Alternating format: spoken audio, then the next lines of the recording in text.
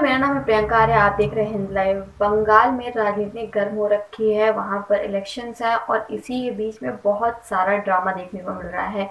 अब इसी बीच में एक और ड्रामा हुआ है, वो भी बीजेपी के साथ। बीजेपी के जितने भी उन्होंने उम्मीदवार उतारे हैं उनको लेकर बहुत दिक्कतें हुई हैं और इसी के चलते अब मालदा के ऑफिस में भी तोड़फोड़ कर दी गई। आपको बता दें कि इसके बारे में आज तक ने छापा है कि बीजेपी उम्मीदवारों की लिस्ट जारी होते ही मचा बवाल, मालदा के ऑफिस में तोड़फोड़। अब देखिए कि इसमें किस तरह से सिर्फ मालदा ही नहीं, पहले भी कई बार ऐसी चीजें हो चुकी हैं और कई जगह पर तोड़फोड़ की गई। आपको बताते हैं कि करके किस तरह से उन्होंने 148 उम्मीदवारों को नाम बताए हैं, जिसके बाद ये सारी दिक्कत और भी ज़्यादा बढ़ गई है।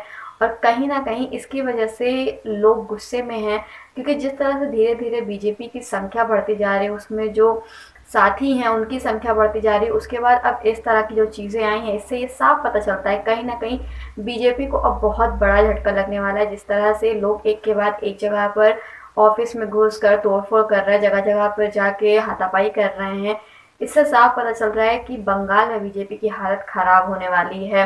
आपको बता दें कि इसमें लिखा गया है कि मालदा के हरिश्चंद्रपुर में तो बीजेपी कार्यकर्ताओं ने पार्टी के कार्यालय में ही तोड़फोड़ कर दी है। यहाँ बीजेपी ने मतियुर रहमान के नाम की घोषणा की। कुछ दिन पहले इन्होंने बीजेपी ज्वाइन की है, तो इस वजह से लोगों का गुस्सा है कि आखिर कुछ ही दिन पहले इन्होंने ज्वाइन किया है तो क्यों इन्हें टिकट दिया जा रहा है, जबकि पुराने को नहीं दिया जा रहा है। कार्यकर्ताओं का कहना है कि पुराने लोगों के बजाय नए लोगों को टिकट क्यों दिया गया है। इसी बात पर बीजेपी के कार्यकर्ताओं ने पार्टी कार्यालय में तोड़फोड़ कर दी। अब देखिए, इसके बाद ओल्ड मालदा सीट से गोपाल शाह के नाम की घोषणा होने के बाद यहाँ भी विरोध प्रदर्शन शुरू हो गया है। बीजेपी कार्यकर्ताओं ने यहाँ भी पार्टी में ऑफिस में तोड़फोड़ की है। अब आप देखिए किस तरह से जगह जगह पे तोड़फोड़ की जा रही है। फिर वहीं उसके बाद अगर आपको बताएं कि दुर्गापुर में भी बीजेपी उम्मीदवार कर्नल दीपांशु चौधरी के नाम की घोषणा होते ही पुराने बीजेपी समर्थकों ने विरोध जताना शुरू कर दिया। कर्नल का नाम आते ही आक्रोशित भाजपाइयों ने दुर्गापुर के इस्पात नगर में के विद्यासागर एवेन्यू स्थित बीजेपी जिला कार्यालय के समीप कर्नल के खिलाफ विरोध प्रदर्शन किया और कर्नल के खिलाफ जमकर नारे लगाए। तो आप देखिए किस तरह से एक एक करके हर जगह पर इनके साथ यही हो रहा है, प्रदर्शन कर रहे हैं और इसी तरह से लोग गुस्सा होकर तोड़फोड़ भी कर रहे हैं। और ये कोई पहली बार नहीं है, इसके पहले भी हो चुका है। यहाँ तक कि मुकुल रॉय जो कि एक वरिष्ठ नेता हैं बीजेपी के, उनके साथ भी धक्का मुक्की की जा चुकी है। इसके पहले मैं आपको बताया था किस तरह से बीजेपी के ऑफिस के सामने तोड़फोड़ की थी, हजारों लोगों की भीड़ उमड़ आई थी। देखिए इसमें एनडीटीवी ने जो है लिखा भी था इसके बारे में खबर कि टिकट नहीं मिलने से नाराज लोगों का बीजेपी दफ्तर में हंगामा, मुकुल रॉय से धक्का मुक्की की। अब आप देखिए किस तरह से ये सारी चीजें हो रही हैं कि एक के बाद एक के बाद एक ये सारी चीजें निकल के आ रही हैं कि किस तरह से जो पार्टी फूट का फायदा उठाती थी, कि दूसरी पार्टी में फूट पड़ती थी और दूसरे पार्टियों के लोग इनके साथ शामिल होकर इनकी मदद करते थे, अब उन्हीं के साथ ये हो रहा है कि उनके ही पार्टी के लोग अब उनसे नाराज हो रहे हैं। क्योंकि जो लोग आए हैं वो कहीं ना कहीं टिकट के लालच से ही आए थे कि उन्हें टिकट मिलेगा, लेकिन जब उन्हें टिकट नहीं मिल रहा है और कुछ लोगों को मिल रहा है तो जो पुराने कार्यकर्ता हैं वो नाराज हो रहे हैं और जिन्हें नहीं मिल रहा है वो नाराज हो रहे हैं कि उन्हें नहीं दिया गया है।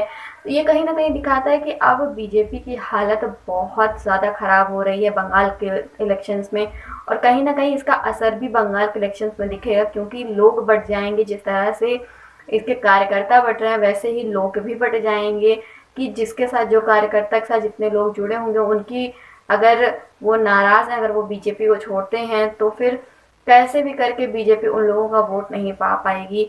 तो ये कहीं ना कहीं दिखा रहा है कि किस तरह से अब बीजेपी कमज़ोर हो रही है। क्योंकि हमने पहले भी देखा था कि 50 ऐसे जो लोग थे, जो उम्मीदवार थे, वो टीएमसी में उनको टिकट नहीं मिली थी, जिसकी वजह से वो लोग बीजेपी में ज्वाइन हुए थे। लेकिन अब ऐसा नहीं हो रहा है। अब क्योंकि बीजेपी में ज्वाइन हो गए, क्योंकि उन्हें टिकट चाहिए था इसलिए वो ज्वाइन हुए।